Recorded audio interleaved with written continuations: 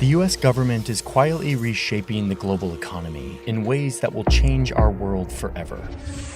You can see this in just one sentence from Joe Biden's first address to Congress. Think about it. There is simply no reason why the blades for wind turbines can't be built in Pittsburgh instead of Beijing. No reason. No reason. None. This seems just like a boring political statement, but I promise this statement is a bigger deal than it seems, because it marks a new era in our global system, a system that all of us participate in, whether we know it or not. Or maybe it's a rerun of an economic system that the globe turned to right before the Second World War. There's no reason why American workers can't lead the world in the production of electric vehicles and batteries. I mean, there is no reason. We have the capacity. In this video, I want to peek under the hood of the endlessly complex and fascinating global economy to show you just how deeply connected we've all become and how those connections are being cut and weaponized. All of this thanks to new threats, new risks, new realizations, new values, and above all, a new rivalry between two great powers. This is the world that we are moving into. It's how things will work for decades to come, and it's important that we understand it. So let me give you an overview of what is becoming the new global economy. The new tariffs from both sides went into effect earlier this morning. The U.S. tariffs have kicked in. China can't put as many tariffs on us as we can put on them. China is still the biggest threat to the United States. Folks, we need to make these chips right here in America. Hey, so for a long time, I've been at war with marketers, people who call my phone even though I don't want them to, and who send me emails even though I never gave them my email address. We're all familiar with this. It's called spam, and it is increasingly a problem. But then I recently learned that I actually have the right to request that I be taken off of all of the lists that people use to buy and sell my information. The problem is, even though I have all these rights, I'm not going to go through the process of requesting a formal removal of my name off of every one of these hundreds of data broker lists that I'm on. Incogni is the sponsor of today's video, which is why I'm talking about this. I'm very grateful to them for supporting our journalism. I signed up for Incogni and I gave them permission to act on my behalf to go take my name off of data broker lists. And then they start the process of requesting that your name be taken off. Some of these companies are kind of shady and they try to push back, and Incogni takes the time to follow up and push until you are taken off that list. The best part is you get to watch the progress, all on this nice dashboard that tells you what lists your name has been taken off of. I recently learned just how pervasive these data broker lists are. They use it not only to fill up your inbox with spam, but also to track your web browsing activity, which they then can sell to a health insurance company, which could jack up your premiums. Luckily, Incogni has helped strip me away from these lists, and my phone is now strangely quiet. My inbox is not a hornet's nest. So if you want to try this out, there's a link in my description. It is incogni.com/Johnny Harris. When you click the link, you get a pretty big discount. It's 60% off when you sign up for the annual plan. I do the annual plan because once you're taken off these lists, you immediately get put back on, and Incogni constantly monitors month after month to make sure that you stay off these lists. So yeah, big discount. Click the link in my description, use the code, and you'll get the big discount. You can try it out and see if it clears your life of spam and makes you feel like you have a little more privacy in your life. Let's dive into this story. It's a big one, it's an important one, and I'm excited to share it with you. The economy that we live in, that we all take for granted, is actually relatively new. The clothes that you're wearing right now, the computer or the phone that you're looking at to watch this video, the materials that your house is made out of, the fibers in the blanket that you use at night, the food you eat, all of it is a product of perhaps one of the most significant achievements of our species, global trade.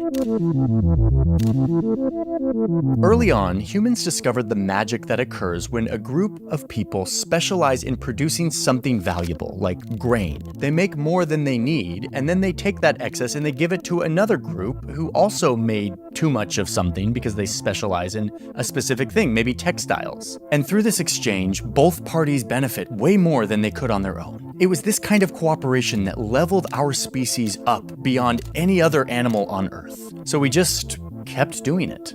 In fact, the history of our human civilization is largely the history of people trading on an ever-growing scale. Today, this is normal. We call it the economy. By the time the 1900s rolled around, we had a pretty connected world. There was global trade all over the place. But it was still pretty clunky. Everyone had different trade rules, different currencies. Countries were worried that foreign products would threaten their domestic producers, so they put up trade barriers and imposed big tariffs on stuff coming into their country. Then 70 years ago came that war that almost tore this world apart.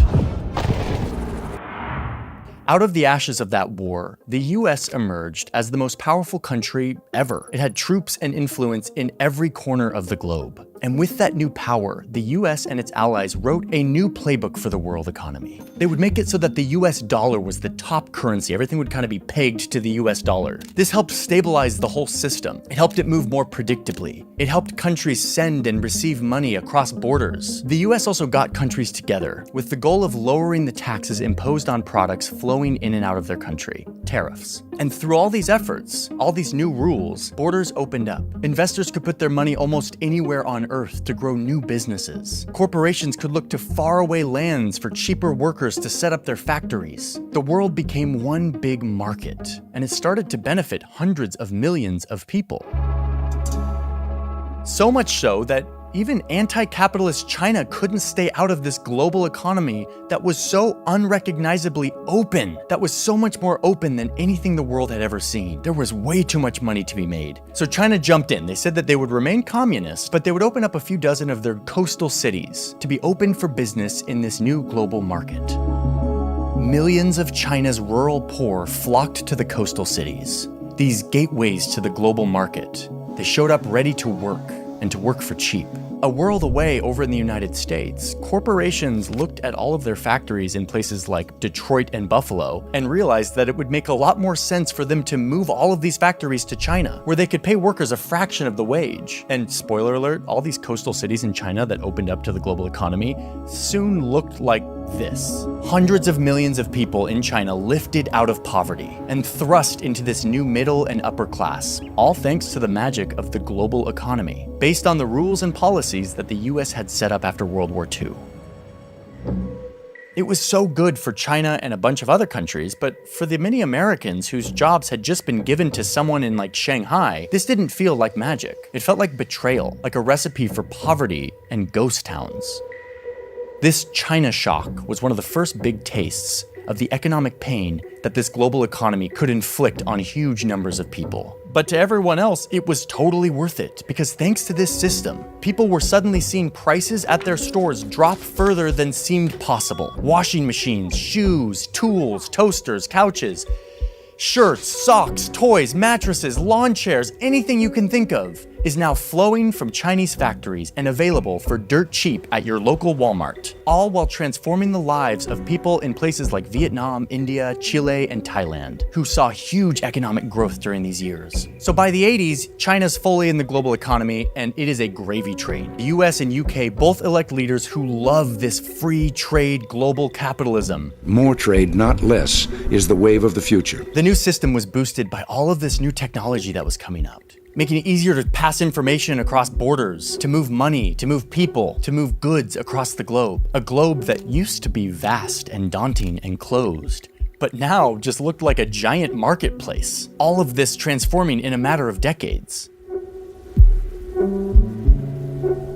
But I need to call something out that is very important and that is maybe not obvious at this point, which is that the seemingly magical process that made the world economy do this wasn't actually thanks to technology. It was thanks to humans' most amazing invention, most amazing technology: policy. Words on a page that establish rules that countries and people promise to obey. If we all believe and obey these rules, it creates the conditions that made the world into a giant marketplace where a corporation could source whatever they needed to make their product from anywhere in the world, whatever made the most economic sense. Soon, products as simple as a t-shirt would travel along an unfathomably complex supply chain using material and labor from many countries all around the globe before eventually showing up conveniently just in time at the store. Policy had created mass cooperation between billions of people who don't speak the same language, who don't know each other, but are somehow all getting in on the same market. This mental construct of economic policy is what created globalization, the globalization we know today. And what's crazy to me is that if you tinker with the policy, if you mess with this, you can reverse a lot of this globalization, which is exactly what's happening right now. There is simply no reason why the blades for wind turbines can't be built in Pittsburgh instead of Beijing. Okay, but let's stick to our timeline here. We're kind of in the 90s. And I'll tell you, people in the 90s would have never guessed what direction this story is about to go. The Soviet Union had just fallen. Free trade and global capitalism had unambiguously beat communism, and the magic of the free market was seen as the solution for pretty much everything. Free trade had just ended global conflict between these great superpowers, maybe forever. Free trade was eradicating global poverty. Free trade was pushing countries to adopt democracy. And here's Bill Clinton, giddy about how good it's all going, predicting that free trade would bring democracy to China. The more China liberalizes its economy, the more fully it will liberate the potential of its people. Their initiative, their imagination, their remarkable spirit of enterprise. And when individuals have the power not just to dream, but to realize their dreams, they will demand a greater say. Free trade would prevent our age-old human curse, war, by so deeply entangling countries in mutually beneficial deals that it wouldn't make sense to fight. After all, free trade had turned Europe from a continent ravaged by war to this tightly knit group where everyone's holding hands and smiling together. Why wouldn't this naturally just happen to the whole globe? China continued to make stuff and send it to the United States. Our dependency on them and them on us continued to grow, and that would surely prevent any conflict, right? No. It's looking like that's not how it's going to turn out. In fact, it's kind of the opposite. The new tariffs from both sides went into effect earlier this morning. The US has imposed 10% tariffs on $200 billion worth of Chinese imports. China is our military's most consequential strategic competitor and pacing challenge. In a relatively sudden shift, governments around the world are undoing a lot of this globalization, this solution to all of our problems. They're rejecting it. India is paying companies to keep their production within their own borders, especially for important industries like pharmaceuticals and electronics. South Korea is giving taxpayer money to companies to produce green energy infrastructure instead of waiting for the free market to come build it. Japan is paying companies to move production back to Japan and to move their supply chains away from China. Australia is using taxpayer money to encourage mining companies to establish the processing of rare earth mineral facilities within their borders instead of abroad. Nigeria is imposing restrictions on foreign goods that they want to see produced domestically, like rice and cement. They don't want to be reliant on other countries. And then you've got Europe, where tons of countries are investing government money and protecting homegrown industries that have always been directed by the global economy, like energy, agriculture, and cars. The government getting involved in these markets incentivizes companies and consumers to make and sell these products in country, as opposed to looking abroad at the global market. And of course, leading out on all of this is the OG of the modern free market global economy, the United States, who is suddenly changing course from how they've been operating all the way up until like Obama. Like Obama spent a great deal of his time trying to increase free trade, especially with Asia. Then first under Trump and now under Biden, the US is overhauling its economic policy to turn back some of this free trade. And what's crazy is that both Republicans and Democrats seem to agree that we should do this, and fast. There is no reason. We have the capacity. Some of these policies include huge government spending bills like the CHIPS Act, which would allocate over $50 billion government dollars to companies that produce microchips here in the United States, instead of in Asia, where the free market had pulled them to set up. This is also happening in other industries that the government has deemed vital, like critical minerals, cars, and clean energy. But they're not just giving subsidies, like it's not just government money washing down on all these industries. It's also barriers. Biden is imposing tariffs on imports, which protects domestic producers of certain industries because they no longer have to compete with the global market. They're also banning American companies from selling certain products to China. They're increasing scrutiny on any investment that comes in from places like China. Like, this is a big shift. And the question is, what happened? How did we get from this free trade heyday that was supposed to usher in world peace to this? Markets have been whipsawed all morning and now afternoon by this ongoing trade war with China. The short answer is one word. The answer to all of this: protection. Here's my list of 4 protections that best explain this big shift in economic policy. First, workers. which we already kind of talked about briefly with the China shock. For all the winners of the global economy, there were lots of losers, and a lot of them were communities who found themselves out of work as their jobs went to cheaper overseas locations. Now listen, economists argue as to how big of a problem this actually was, and you can read all about it in my sources. But the point is that closed factories and unemployed communities in the Rust Belt have a major psychological effect on people who fear that their jobs might just disappear, either abroad or be taken over by AI. So the government is trying to calm people down by pumping money into certain sectors to keep jobs in America. The next big realization about the global economy, it doesn't really care much about how much carbon it pumps into our atmosphere. Our world is barreling towards a very real climate crisis, and governments realize they're gonna have to force the market to get serious about things like electric cars, solar panels, and other green infrastructure. The free market is not going to incentivize this, and if it doesn't happen, we're gonna have a much bigger problem on our hands. One of the best parts of the global economy is that our products get made by materials that are being tossed around the globe at the perfect time, at the perfect place, to all come together to be made into a final product, all to arrive at a shelf at some store so that we can purchase it. These supply chains are insane, and they cross the entire planet. And it works great until the world shut down in a global pandemic, leaving people around the world without the products that they either needed or just kind of got used to having. Again, economists argue about how big of a deal this was. A lot of them are like, no, the supply chains held up really well during COVID. But regardless of what some academic economist is saying at MIT, all of us are left with a pretty bad taste in our mouth about supply chains after COVID. The system feels too fragile. A lot of us feel too reliant on a fragile system of faraway global connections that could be rocked at any moment, which has led to these protectionist policies that these governments hope will bring supply chains back inside of their borders. Okay, finally, and perhaps the most important explanation in all of this, is that Bill Clinton was totally wrong. Free trade didn't incentivize China into a democratic revolution. The world did not join together in one big free trade market, too entangled to fight with each other. In fact, quite the opposite has happened. Relations between the world's two largest economies are at their most tense in years. After joining the global economy, China got really rich really fast. They've kind of started to challenge the US at its own game. And now they have one of the biggest militaries on the planet. And they use that military to assert their influence around their region. They use their newfound wealth to project influence around the world by building stuff or giving loans to people. And they're kind of trying to dethrone the United States as the one who's calling the shots on the global economic order. I made a whole video about this that you can go watch if you want, but the big point here is that the US is worried about the rapid rise of their rival across the ocean. Especially when the rise of that rival is in part fueled by American technology. Specifically these little silicon chips, microchips, that make weapons smart, and that will be the brains that power the AI revolution. A lot of Joe Biden's protectionist policies are actually just aimed right at China, trying to stop them from using our own tech to get ahead of us. Again, I made an entire video about microchips, you can go to that. I've kind of made a video about a lot of these things.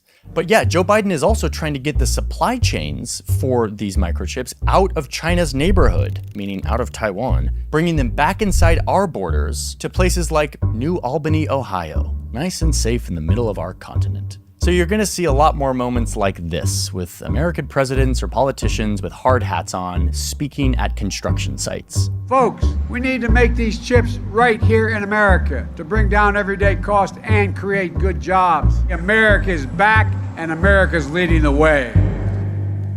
This last point is kind of a brutal recognition for a lot of people, including me, to be honest, that our theory that we would all be more peaceful if we were more economically entangled is kind of wrong, at least for now. In fact, these economic entanglements are looking like they might turn into tools of conflict as opposed to preventers of conflict. Like China has a near monopoly on a lot of the rare earth elements that we need to make a ton of very important products, including military weapons. And if push comes to shove, they could very realistically use this as leverage and cut us off in the exact same way that we cut them off microchips. I mean, this just happened. Vladimir Putin turned off the pipelines that pumped natural gas into Europe, the gas that is needed to heat the homes and run the factories, showing us that economic entanglements can actually be a weapon and flipping this whole theory on its head. But yeah, Joe Biden is pouring money into bringing production home, and he has a lot of support from all sides of the aisle. This is like economic nationalism. The government is getting involved to undo